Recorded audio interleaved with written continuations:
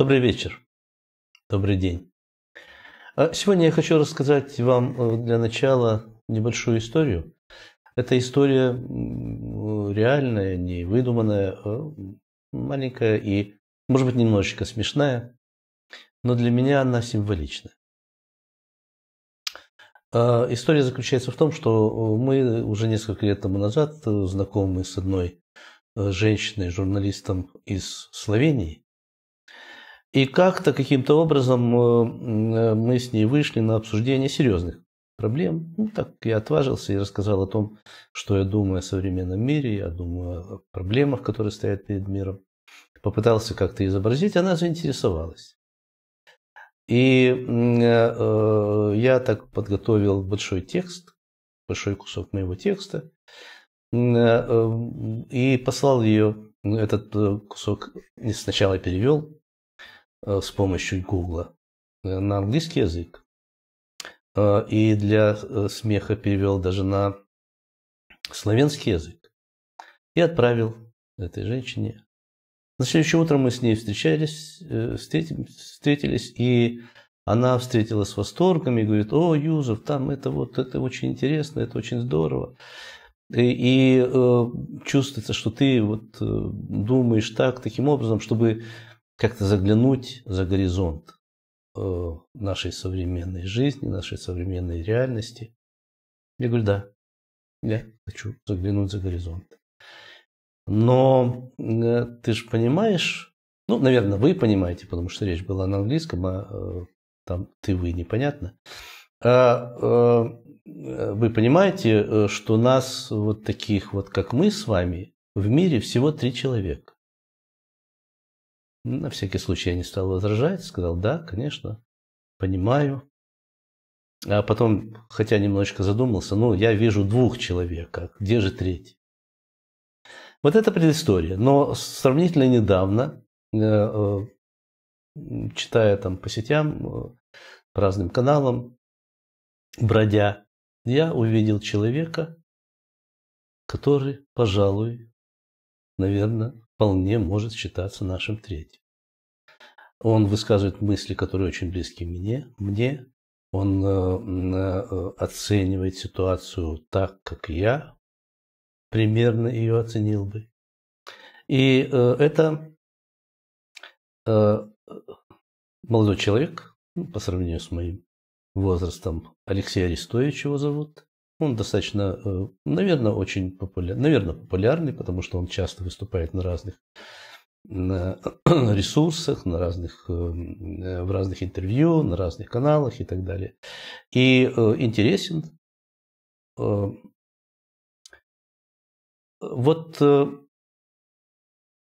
Я хочу вас познакомить с ним, с его взглядами, с его подходами к делу. Это, конечно, не один в один то, о чем я думаю, но очень и очень близко. И подкупает то, что он умеет мыслить парадоксально, но это парадоксальное мышление не выходит за рамки рациональной логики, скажем так. Алексей Арестович не принимает идеи современного национального государства. То есть такого типа государств, которые распространены во всем мире, которых 200 в нашем человеческом мире, этих национальных государств. Он высказывается на этот счет достаточно четко, и мне представляется, что в этом достаточно серьезный смысл. Вот что он говорит. Современное национальное государство – это идиотизм в самой своей основе. По прошествии 400 лет после Вестфальской системы это совершенно очевидно, что это искусственный конструкт. Почему? Потому что оно предполагает, это государство, атаку против базового ресурса человечества. Какой же этот базовый ресурс человечества, о котором беспокоится Арестович? Он говорит, цитата: «Главным базовым ресурсом человечества, фундаментальным, является его разнообразие». Тогда как современное национальное государство губит разнообразие. И он тоже говорит на этот счет. Национальное государство стремится базовое разнообразие, то есть свой базовый ресурс унифицировать, обрезать и свести до чего-то одного. Это то, что совсем недавно, вот в своей прошлой передаче, которая выпущена до этого, в своей полемике с профессором Лебединским, как раз именно эти вещи я формулировал другим образом, и немножечко отлично, конечно, мы не работаем вместе, к сожалению, пока, к сожалению, и надеюсь, что пока. И поэтому у нас как-то формулировки разные, но я там как раз, полемизируя с Лебединским, отстаивал идею о том, что самая главная сила нашего современного общества заключается в разнообразии различных сегментов его составляющих, вплоть и различных и мелких сегментов, все более мелких, вплоть до конкретного индивида. И это разнообразие, в отличие от мобилизованного общества человеческого, мобилизованного на какие-то там, скажем, сплоченного, мобилизованного на защиту от чего-то, на какие-то подвиги и так далее, в отличие от этого оно гораздо эффективнее, во-первых, и гораздо гуманнее, во-вторых.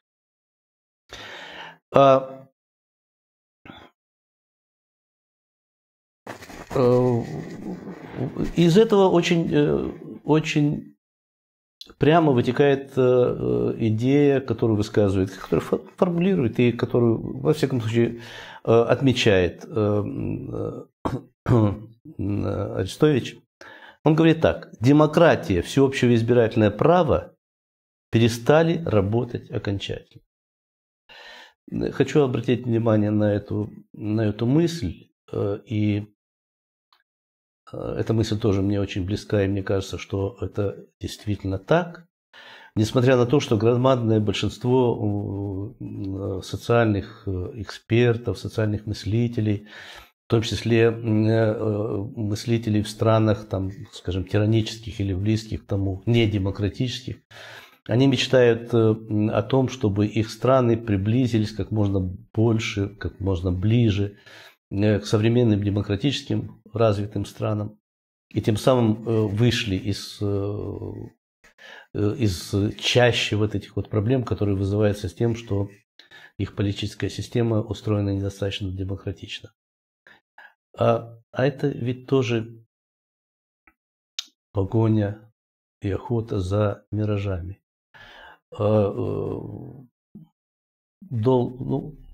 Если внимательно посмотреть на то, что происходит в разных странах, в том числе ведущих странах, скажем так, традиционной демократии, которых никак не назовешь, что это фиктивная демократия, недодемократия и так далее. Все правильно, все верно, но у них чудовищные проблемы, которые неизвестно, как решить. И эти проблемы все более обостряются.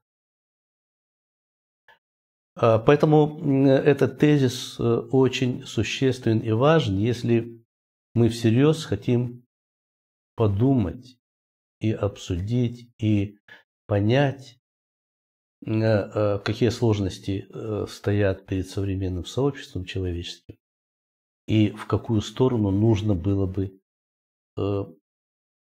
его как-то выдвигать. Но проблема-то заключается еще в том, что кроме того, что нужно осознать, что мы сталкиваемся с этими проблемами, Арестович так формулирует это цитата опять: «Сейчас бы честно сказать, что мы поехали не туда, и надо что-то делать по самому глобальному счету. Но язык людей не поворачивается». Трудно согласиться. Это мы привыкли к тому, что вот это прямая дорога, чем более демократия. Это не значит, что тирания лучше, чем демократия. Вовсе нет. Свобода, конечно, лучше, чем не свобода, несомненно. Это вообще бесспорно. И, конечно же, демократическое устройство – это гораздо более прогрессивно, гораздо более успешно и гораздо более человечно. Но та современная демократия, которая, скажем так, сформировалась и которая привела к достаточно серьезным успехам эти демократические страны, она выдохлась. Она сейчас контрпродуктивна.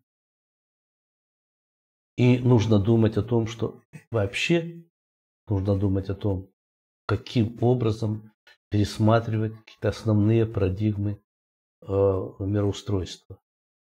В том числе и проблематику, связанную с демократией. Демократия хорошо, но демократия – это власть народа. Но это власть.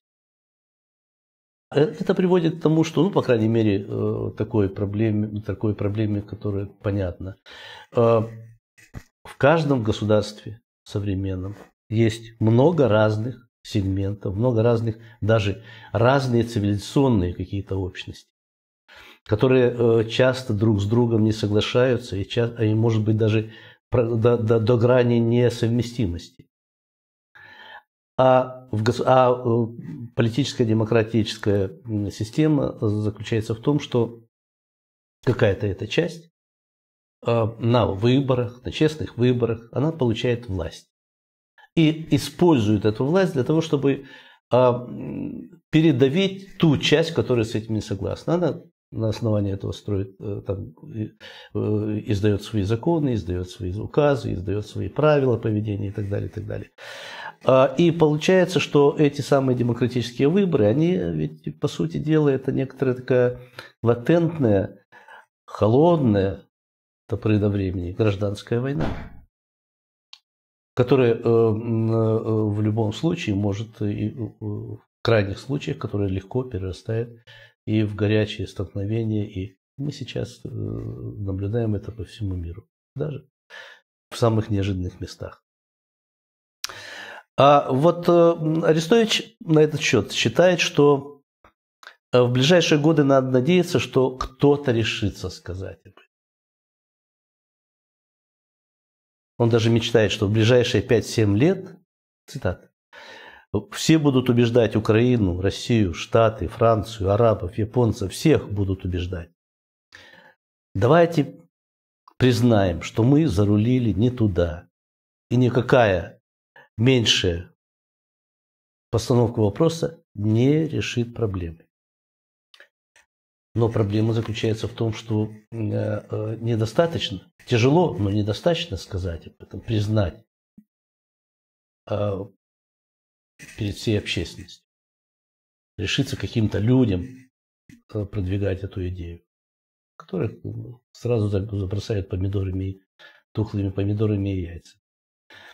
Но есть еще необходимость, скажем, сказать, а куда надо ехать. И Арестович в этом отношении тоже говорит. Но куда теперь ехать, никто не знает. Еще древние греки заметили, что когда нужно изменить что-то, нужно придумать не новое, а иное. То, чего никогда не было. Это как поди туда, не знаю куда. И это огромная сложность. А без этого никакой прогресс, никакого изменения нет. Задача сделать это очень нелегкая. Кому этим заняться, непонятно. Ну, а вот Алексей. Я прошу прощения, я не знаю вашего даже отчества, потому что не нашел в сетях. А почему этим нам не заняться? Мы же понимаем, знаем, что это необходимо сделать. Алексей Арестович. Мудрый, честный и интересный человек. Мыслящий, логично и в то же время парадоксально. Пожалуйте на борт. Спасибо.